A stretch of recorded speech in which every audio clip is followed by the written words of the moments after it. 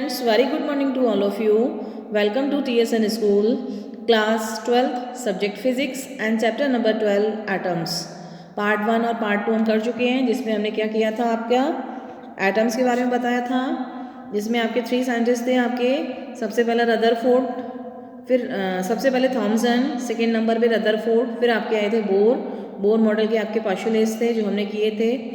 अब आपका आज पार्ट नंबर क्या हो रहा है, स्टार्ट थर्ड, जिसमें हमारा टॉपिक है हाइड्रोजन स्पेक्ट्रम और the line spectrum of hydrogen atoms. ठीक है, इसमें देखिए आपका जो फर्स्ट पॉइंट है वो देखिए आपका क्या है, hydrogen spectrum consists of bright lines in a dark background is known as hydrogen emission spectrum.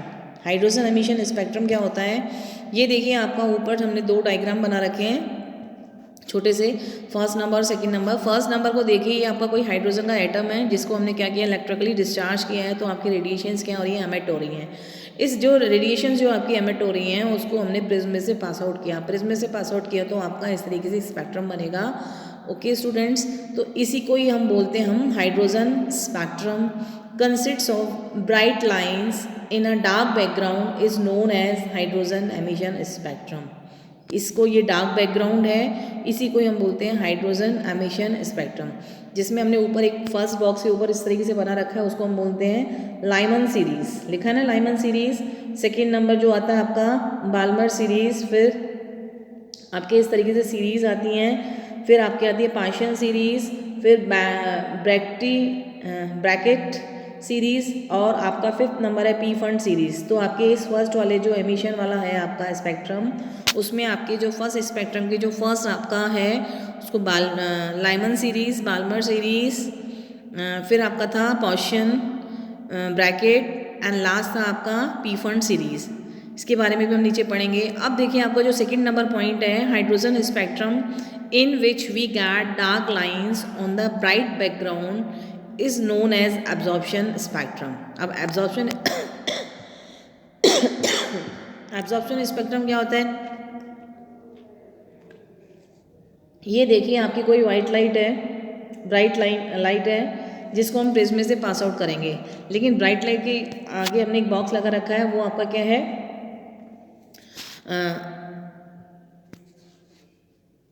Gas है या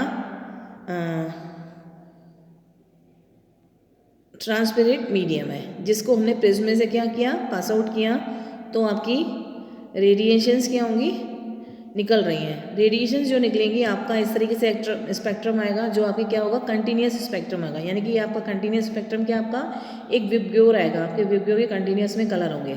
ओके, अब प्रिज्म में से जो आपकी गैस यहाँ हमने ट्रांसपेरेंट मीडियम से जो हमने इसको पास आउट करा है प्रिज्म में से, तो इसमें ये क्या हो रहा है, एब्जॉर्प्शन हो रहा है। एब्जॉर्प्शन के कारण इसमें जो आपके स्पेक्ट्रम में डार्क लाइन आ रही हैं वो उसी की वजह से ही आ रही हैं। तो आपका हाइड्रोजन एमिशन स्पेक्ट्रम वाला आपका जो है डायग्राम, वो फर्स्ट वर्क की तरह बनेगा, जिसको हमने एक हाइड्रोजन एटम लिया, इलेक्ट्रिकली डिस्चार्ज किया, रेडिएशंस एमिट हो रही हैं, जिसको प्रिज्म में से पास आउट कराया, तो आपका इस तरीके से डार्क बैकग्राउंड स्पेक्ट्रम आता है। इसी को ही हम बोलते हैं हाइड्रोजन एमिशन स्पेक्ट्रम, जिसमें फर्स्ट वाले को हम क्या बोलते हैं, Lyman series, Balmer series, Paschen series, Brackett series and last आता है पी फंड सीरीज़। फिर आपका जो सेकेंड वाला पॉइंट है आपका, ये हाइड्रोजन स्पेक्ट्रम का ही जो एब्जॉर्प्शन स्पेक्ट्रम है, वो आपका क्या है, हमने कोई ब्राइट लाइट ली, प्रिज्म में से उसको पास आउट कराया, यानी कि आपका जो गैस ही है, यहाँ हमने क्या लिया, ट्रांसपेरेंट मीडियम लिया, वो हमने प्रिज्म में से पास आउट कराया। तो आपका अभी सोचिए कि आपकी ये लाइनें जो हमने कर रखी हैं वो लाइनें नहीं है, प्लेन स्पेक्ट्रम है, तो ये आपका, इसको हम बोलते हैं कंटिन्यूस स्पेक्ट्रम, विबग्योर के में आता है। लेकिन जो हमने ब्राइट लाइट ली है वहाँ से हम गैसीय जो ट्रांसपेरेंट मीडियम से इसको हम पास आउट करवा रहे हैं, तो आपके वहाँ पे क्या हो रहा है, एब्जॉर्प्शन हो रहा है। उसी एब्जॉर्प्शन के कारण स्पेक्ट्रम में क्या आ रही है, डार्क लाइन्स आ रही हैं, और यही डार्क लाइन क्या कहलाती है, आपकी ब्राइट बैकग्राउंड होता है इनका, इसी को हम बोलते हैं एब्जॉर्प्शन स्पेक्ट्रम। तो ये क्या है, hydrogen spectrum in which we get dark lines on the bright background। bright background में क्या आती हैं, आपकी dark lines आती हैं, is known as the absorption spectrum। अब देखिए आपका formula of wave number of radiations, आपके वेव नंबर का फॉर्मूला क्या निकल के आएगा, देखिए इस तरीके से साइड में जो हमने बना रखा है, एक ट्रस्ट और क्रस्ट, एक ट्रफ और एक ट्रस्ट, क्रस्ट, ये दोनों मिलके क्या कहलाएगी, एक वेव, फिर सेकेंड वेव, थर्ड वेव, इसमें 3 वेव्स हमने बना रखी हैं। इसमें फॉर्मूला क्या आएगा आपका, म्यू बार, ऊपर आपका लाइन लगाओ यानी कि इसको हम बार बोलते हैं, mu bar is equals to 1 upon lambda is equals to R, bracket के अंदर 1 upon n1 square minus n2 square आता है, ठीक है ना। n1 क्या है आपका फाइनल शेल और n2 क्या है आपका इनिशियल शेल, r क्या है आपका रेडबर्ग कांस्टेंट, जिसका वैल्यू कितना है आपका 1.097 इंटू 10⁻7 मीटर वर्स, या 1.097 को हमने क्या मान लिया अप्रॉक्सीमेटली 1 के इक्वल, तो 1 का 10⁻7 से मल्टीप्लाई करोगे तो 10⁻7 metre inverse. It's a Rydberg constant, it's this value of Rydberg constant is equals to 10⁻7 metre inverse. n1 क्या आपका फाइनल शेल, n2 आपका इनिशियल शेल, ओके। अब देखिए जो हमने ऊपर आपका एमिशन वाला जो स्पेक्ट्रम बताया था, जिसमें हमने आपको बताई थी लाइमन सीरीज़, बाल्मर सीरीज़, उसी के बारे में हम आपको नीचे बता रहे हैं। अब देखिए आपकी फर्स्ट जो आती है लाइमन सीरीज़, लाइमन सीरीज़ का आपका क्या लिखा हुआ है, when an electron jumps of first orbit from any outer orbit, मतलब लाइमन सीरीज़ का क्या है कि जब इलेक्ट्रॉन जंप करता है फर्स्ट ऑर्बिट में, एनी आउटर ऑर्बिट, किसी भी आउटर ऑर्बिट से अपन वो जंप कर सकता है। सेकेंड जंप तो फर्स्ट में ही करेगा, लेकिन आउटर जो ऑर्बिट होगा वो कहीं से भी आ सकता है, सेकेंड में से भी, थर्ड में से भी, फोर्थ में से भी, फिफ्थ में से भी, सिक्स में से भी, सेवन्थ में से भी एंड एट्थ में से भी, ठीक है। लेकिन वो जंप जो करेगा वो फर्स्ट ऑर्बिट में ही करेगा। तो when an electron jump to first orbit from any outer orbit, तो इसमें म्यू बार का जो हमारा फॉर्मूला था, mu bar is equals to 1 upon lambda is equals to R 1 upon n1 square minus 1 upon n2 square. अब देखिए इसमें n1 क्या होगा आपका 1, क्योंकि वो जंप किस में करेगा 1 वाले ऑर्बिट में, तो n1 तो आपका 1 ही होगा। जो n2 होगा वो आपका 2 से भी आ सकता है, 3 से भी, 4 से भी, एंड्स ऑन 8 से, कहीं भी। तो n2 को हम क्या मान लेंगे, n मान लेंगे। इधर देखिए लेफ्ट हैंड साइड में हमने एक बना रखा है nucleus, first orbit, second orbit and third orbit. तो जो एरो बना रखा है, एक फर्स्ट ऑर्बिट से, सेकेंड से वो फर्स्ट में आ रहा है, फिर वो थर्ड से भी फर्स्ट में आ रहा है, ठीक है। इस तरीके से हमने एक ग्राफ बना रखा है, इस तरीके से एक डायग्राम बना रखा है, वो आपको अभी हम शो करवाएंगे किस तरीके से बनाया हुआ है, हर सीरीज़ का बनाया हुआ है। तो इसमें देखिए जो आपका n1 आएगा वो 1 है और जो n2 है वो आपका n है, और इस सीरीज़ को हम क्या बोलते हैं, ultra violet region. This series lies in ultra violet region, ये किस में लाइज करती है आपकी अल्ट्रा वायलेट रीजन में, ओके। अब आपका जो सेकेंड वाला लाइन आता है उसको हम बोलते हैं for Balmer series. Balmer series क्या आता है, when an electron jumps to the second orbit. Balmer series का जो करता है इलेक्ट्रॉन जंप कौन से ऑर्बिट में, आपका सेकेंड ऑर्बिट में वो जंप करेगा, second orbit from any outer orbit, किसी भी ऑर्बिट से वो आ सकता है, करेगा तो सेकेंड ऑर्बिट में ही जंप, लेकिन वो थर्ड से लेके एंड्स ऑन यानी कि 8 के ऑर्बिट में कहीं से भी आ सकता है आपका। तो यहाँ जो n1 हो जाएगा वो आपका 2 हो जाएगा, जो n2 होगा 3, 4, 5 एंड्स ऑन यानी कि n2 is equals to n। तो आपका फॉर्मूला जो बनेगा mu bar is equals to 1 upon lambda is equals to R, bracket के अंदर 1 अपॉन 2 का स्क्वायर माइनस 1 अपॉन n का स्क्वायर, ओके स्टूडेंट्स। तो आपका ये सीरीज़ कौन सी कहलाएगी आपकी, this series lies in visible region, ये कौन से रीजन में आएगी आपके विजिबल रीजन में, ओके स्टूडेंट्स। अब देखिए आपका जो थर्ड है आपका आता है वो कौन सा आता है आपका, for partial series. Partial series यानी कि when an electron jump to third orbit, जब इलेक्ट्रॉन थर्ड ऑर्बिट में जंप करेगा फॉर एनी आउटर ऑर्बिट, किसी भी आउटर ऑर्बिट से आएगा, लेकिन वो आएगा यहाँ पर 4, 5, 6, 7, 8 एंड सो ऑन। तो यहाँ म्यू बार का जो फॉर्मूला लगेगा 1 upon lambda is equals to R, bracket के अंदर 1 अपॉन, अब देखिए यहाँ पे n1 आपका क्या होगा 3 और n2 क्या होगा आपका 4, 5, 6 एंड सो यानी कि n2 n। तो mu is equals to 1 upon lambda is equals to R bracket के अंदर 1 अपॉन 3 का square minus 1 upon n square. Formula आपका वही वाला यूज़ हो रहा है। फिर आपकी क्या हो रही है, n1 की वैल्यू चेंज हो रही है। फर्स्ट वाले के लिए आपकी क्या आई थी, लाइमन सीरीज़ के लिए 1, सेकेंड वाले के लिए आपकी बाल्मर सीरीज़ के लिए 2, और फॉर फाशन सीरीज़ के लिए आपका क्या आ रहा है 3 आ रहा है। और ये सीरीज़ कहाँ लाई करती है, this series is lies in infrared region, this series lies in infrared region, okay students.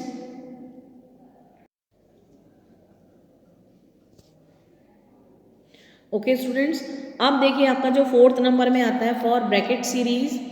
तो ब्रैकेट सीरीज का क्या आपका, when an electron jumps to fourth orbit, इसमें और इलेक्ट्रॉन कहाँ जंप करेगा, फोर्थ ऑर्बिट में, फ्रॉम एनी आउटर शेल, किसी भी आउटर शेल से आएगा फिफ्थ के बाद, फिफ्थ सिक्स सेवन एट। तो आपका फॉर्मूला तो वही अप्लाई होगा, mu equals to 1/λ equals to R, bracket के अंदर 1/4 का स्क्वायर माइनस 1/n स्क्वायर।